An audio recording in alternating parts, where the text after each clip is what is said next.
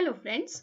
We have come to a very interesting area in the Hindu law relating to marriage, and that is something which was not prevalent or present in the ancient law. It has been an outcome of the Hindu Marriage Act that this concept has been accepted under Hindu law.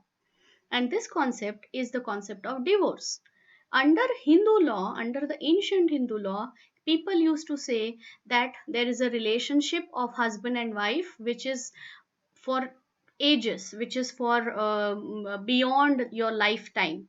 But now it has been accepted that there is nothing which can compel any person to live with the other person if one has either done something wrong to the other person or they simply don't match as partners, and therefore the option of divorce has been made open under Hindu law.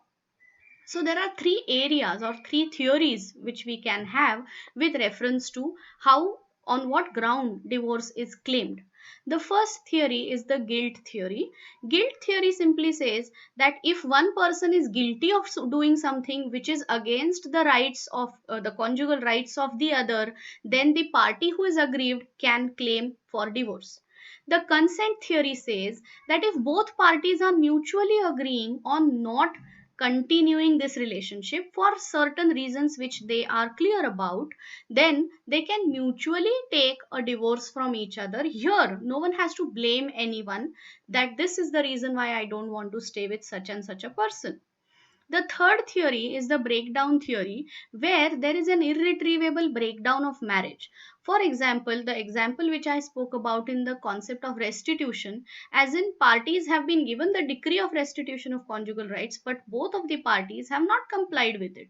So basically, there is no possibility that their marriage will be resolved and it will be a nice continued marriage further, and therefore their marriage relationship has broken down. So what is the logic of just taking that broken marriage along with them for the rest of their lives? And therefore the breakdown concept is applicable over there. So section 10, which is about judicial separation, says that either party to the marriage can um, seek for judicial separation, ask for a decree of judicial separation from the court on any of the grounds given under subsection 1 of section 13, which are all the grounds under the guilt theory. And in the case of wife, she can also seek for grounds which are there under 13 clause 2. The decree of judicial separation, where it is passed, it is no longer obligatory for the petitioner to cohabit with the respondent. But the court may, on the application of the petition of either of the parties and on being satisfied of the truth of the statements made in the petition, rescind if it considers it to be reasonable. Rescind the decree as in take back the judicial separation. All right, so we are going to see what are the grounds of divorce under the section 13, for which or from where we can seek judicial separation. So these grounds are any marriage solemnized. The first one is, let us just have a quick overview of what exactly the grounds are. So this is the summary of grounds.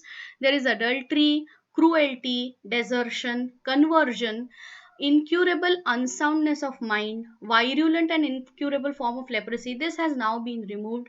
Venereal disease in a communicable form, and renunciation of world, and civil death. These are all the grounds which are there for the parties, both the husband and the wife, and they can seek divorce or judicial separation on any of these grounds.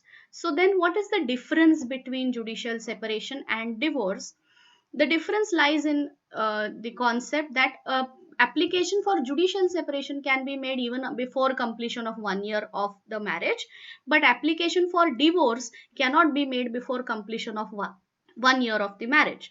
So if the parties are have understood any of these as the problems which are there prevalent in their marriage, and they don't want to continue living with each other, and they don't want the other party to claim restitution of conjugal rights, they have to seek for a decree of judicial separation. This judicial separation also subsequently, after 1 year of this decree of judicial separation is passed, becomes a ground for application for divorce.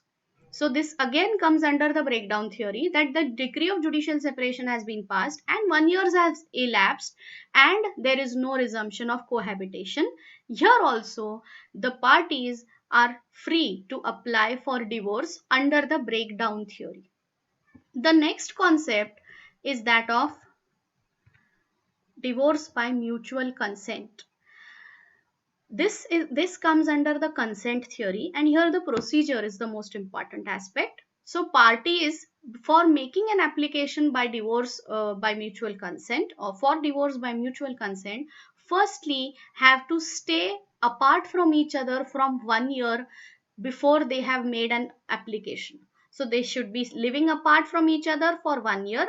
Then they should make a joint application to the court, to the concerned family court, and this family court will then advise them to take the sessions of counseling, because that is a required part in the completion of the proceedings of divorce. This is applicable even in the application for divorce under the guilt theory as well as under the breakdown theory. The reason behind that is there is always a possibility of reconciliation, and the courts are not present to break the marriages, rather they should be facilitating creation of marriage relationships and bonds which are genuine and long lasting. So under the divorce by mutual consent, number one, parties stay apart from each other for 1 year, at least 1 year. Then number two, they take make a joint application, both parties together make an application that they don't want to continue this marriage. For 6 months this application is pending, during which time they have to take the counseling, marriage counseling. Then after 6 months they have to again make a move a petition that 6 months have elapsed and our view of not staying with each other is still valid, we are still not interested in coming back together. Then in that case the court will check into the matter, and after seeing that it has there is no problem in making a decision otherwise, the court will make a decision of granting divorce by mutual consent. So, with this, we have completed the concept of judicial separation and divorce. Thank you, friends. We will continue the last part of Hindu Marriage Act in the next session.